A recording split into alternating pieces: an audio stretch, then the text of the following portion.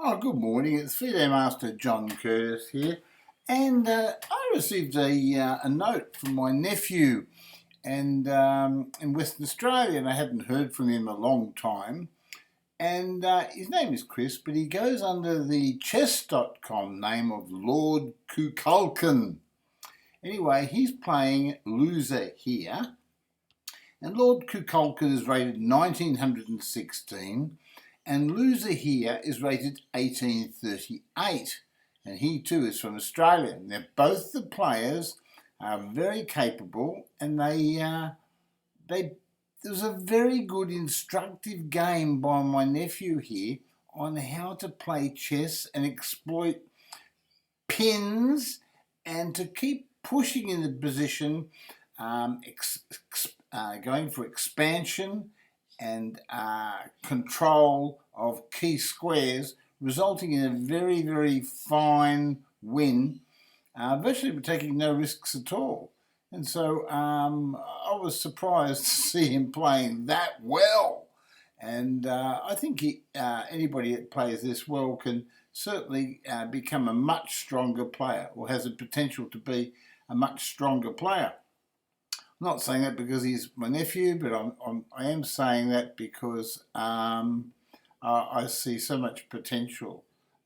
He has a very, very fine mind. Anyway, without further ado, we're going to go into this game.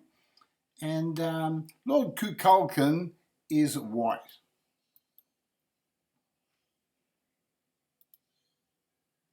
I'm just going to pop it into the analysis room and just see what the engine thinks.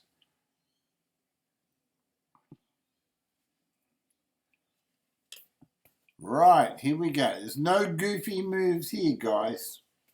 Okay. So just all book moves. You can see the little books there all on the knight takes d4, yeah, bishop e7. All logical development, getting their pieces out. Bishop f4, that's an interesting move, but still it performs a function. It safely gets the bishop developed. You can't really criticise moves like that when they achieve their goals. Castles. So he decides to castle. Lord Kukulkan decides to castle on the opposite wing. And this is indicative of a player that wants to have a little bit of action and push his opponent to the limits, because when kings are castled on opposite sides, we invariably get a little bit of fireworks. So knight e5.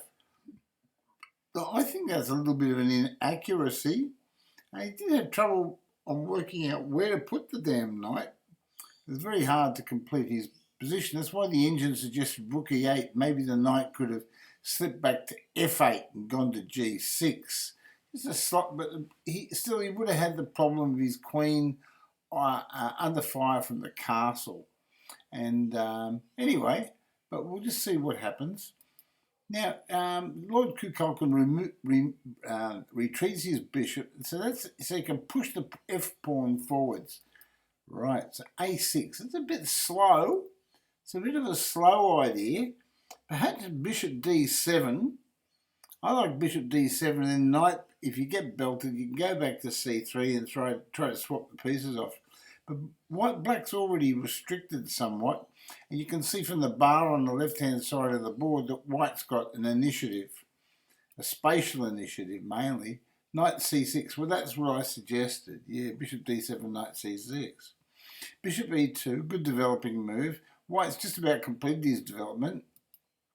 Now black tries to complete his development too, and you can see it's a logical move, but the engine's saying knight takes knight. Relieve the pressure.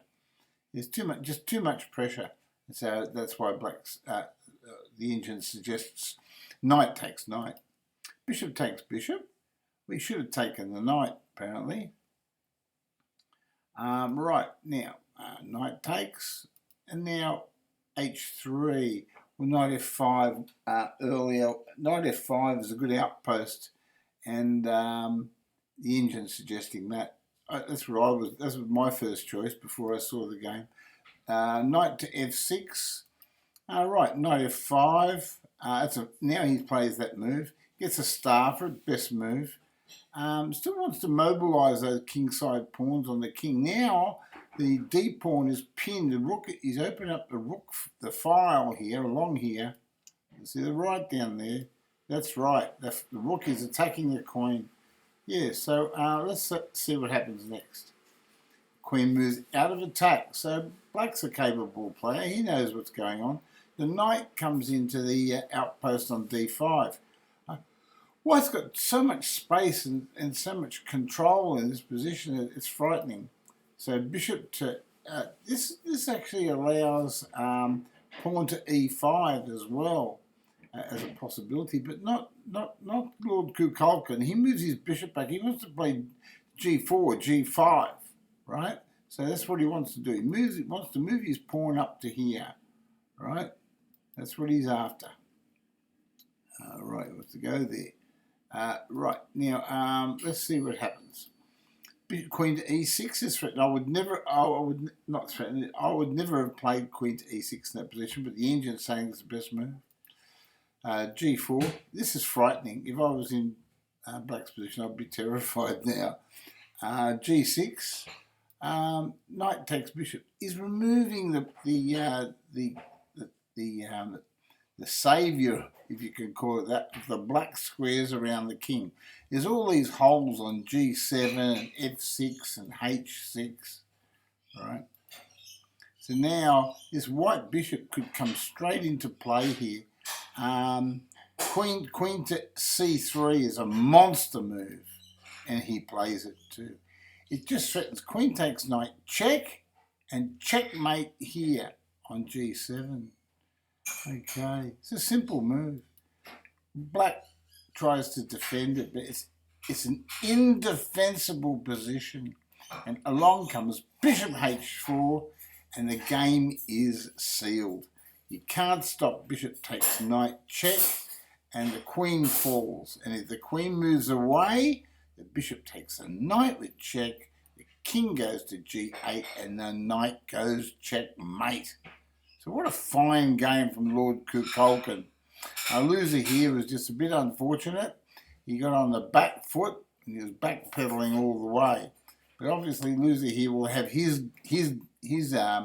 day in the chess arena because he obviously knows how to play chess well, and he's still an accomplished player at 1838 rating. Well, listen, thank you. I hope you enjoyed that game today by Lord Kukulkan, and you can always go to chess.com, look him up. It's you could play through a few of his games on his archive even, and learn from Lord Kukulkan. Listen, thank you again. I'll catch you again shortly on my Twitch channel, FM John Curtis Chess, or you can watch my videos on YouTube, my other videos, and it's also FM John Curtis Chess. And if you want to click the thumbs up button if you like the video, wonderful, and you're free to subscribe. My details are all in the About section of the video. Bye for now, and I'll catch you soon in the chess arena.